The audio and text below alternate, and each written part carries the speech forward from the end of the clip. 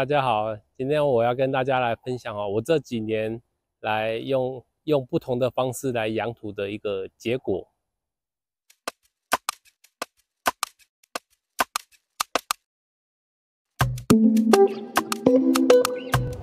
大家好，我今天要跟大家分享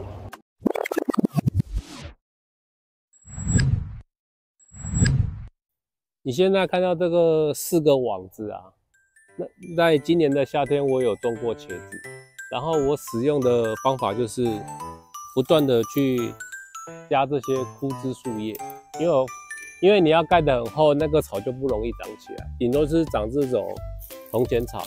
那你一直长期在覆盖在压，它的杂草就不会这么旺盛。那这样可以得到一个很厚的有机质。那我现在就来开挖这个土壤，就是夏天有种作物，然后覆盖一层很厚的有机质，不让它长草的一个土壤的一个状况。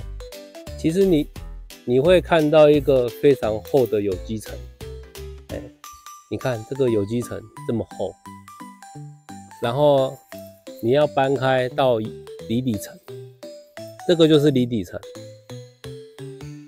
有看到吗？这个灰色的土壤就是离底层。你看，还会有这个是什么？这个是鸡母虫的小孩啊，它就是在吃这些有机质的，它不要伤害它，它是在帮你分解。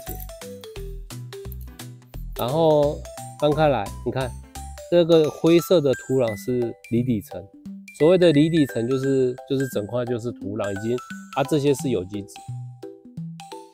然后我现在开挖，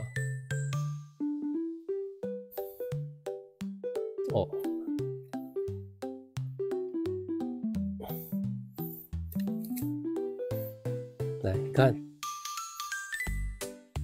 这个是什么？灰色的粘土层，都板结在一起了。当然它还有一些之前的一些孔洞，可能是植物孔洞或者是蚯蚓的孔洞。所以你现在看到这个土壤其实下面这种没有有机质的土壤，其实它很容易产生厌氧。当你大雨一来的时候，它就会形成一个比较容易窒息，所以不是很蓬松。所以说，你如果用作物，然后去覆盖很厚的有机层，它的有机层只会在表面，那有机质不会下去到土壤面。那原因是因为它的作物的根系不强，所以没有办法把这些有机物带下去，所以就会造成上面有机质，下面没有有机质的一个状况。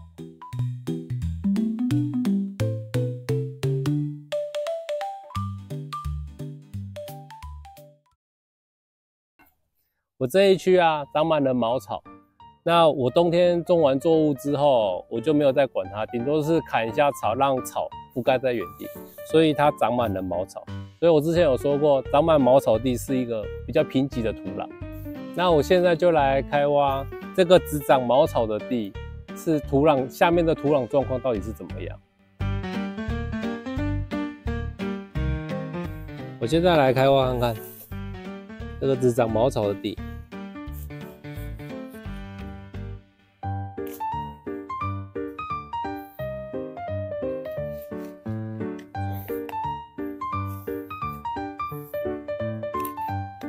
比较不好挖啦，但是因为下面有很多这个叫茅草的根，这个老鼠很喜欢吃，甜甜的，它也是一种中药材。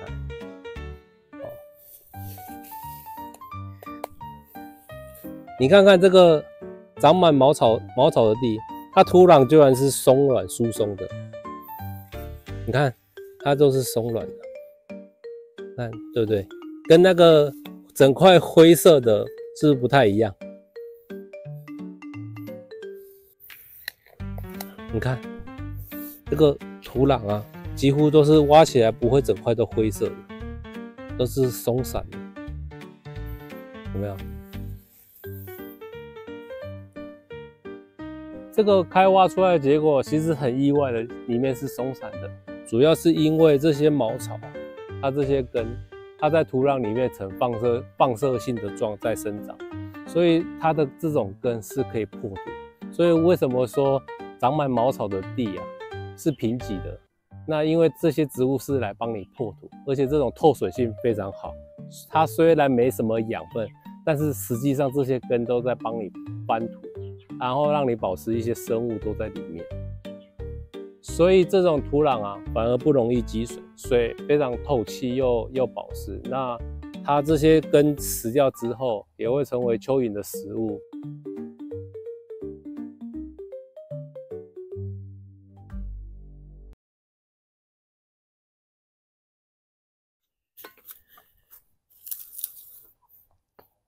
这一区还记得今年夏天的时候，我是用压草的方式把它压去，然后再加入那个稻壳跟自己的一些鸡粪，直接放上去，它会枯掉一阵子之后，它又在繁衍很多的杂草。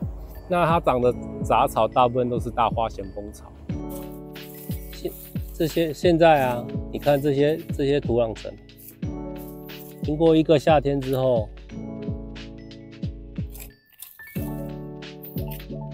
意外的松软。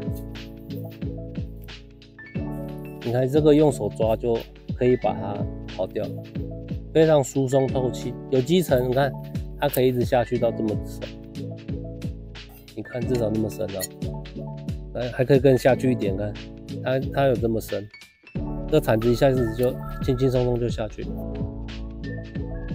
这么深，至少20-30公分。这种土壤啊，在种这种叶菜类的作物啊，其实是比较好的一个方式，因为它根比较容易打开来。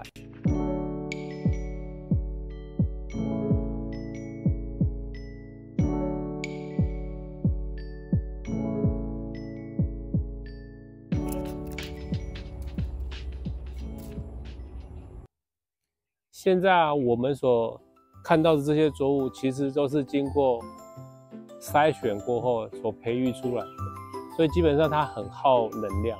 如果你没有去照顾它，其实是长不太大的。我们用那3种土壤去挖开比较之后那我觉得会有些观众会认为自然农法就是只要一直覆盖有机质，然后种东西，那土壤自己就会肥沃起来。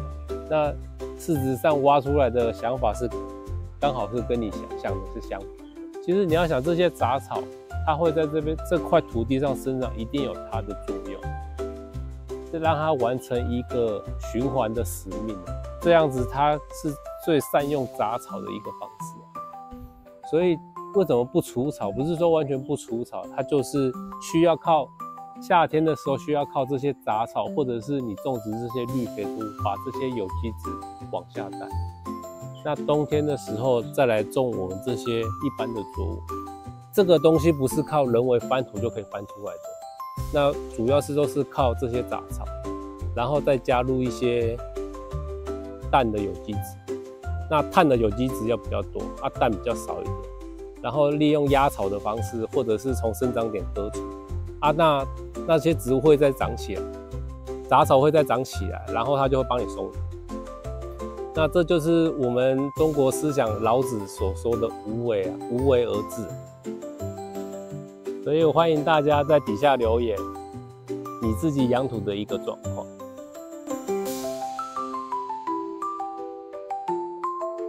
没味道啊，不好吃啊。老鼠怎么喜欢吃这个？